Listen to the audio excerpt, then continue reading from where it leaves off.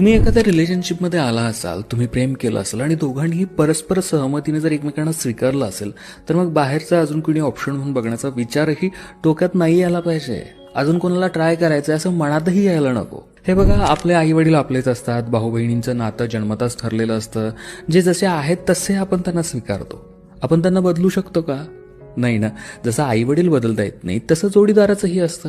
आई वडील, बहीण भाऊ हे नातं निवडणं तुमच्या हातात नव्हतं, पण तुमच्या जोडीदाराची निवड तुम्ही स्वतः केली आहे. मग ही निवड बदलण्याचा विचार काय येतोय? आता इथं मी चीटर्स बद्दल बोलत नाहीये. कोणी धोका दिला, फसवलं तर तिथे विचार करण्याची गरजही नाहीये. तुम्ही त्याला मागे सोडून द्या. पण मी बोलतोय त्या लोकांबद्दल जे लहान सहान भांडणांमुळे किंवा मतभेदांमुळे नातं संपवण्याचा विचार करतायत. लक्षात ठेवा, कोणतंही नातं परिपूर्ण नसतं. प्रत्येक नात्यात अडचणी येतात, पण त्यावर तोडगा काढायचा असतो, समजून घ्यायचं असतं, समजून सांगायचं असतं.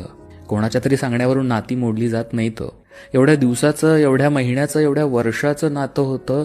मी ते आता तोडायला चाललं तर एकदा स्वतःला विचारा की मग मी ते इतके दिवस का निभावलं ते नातं.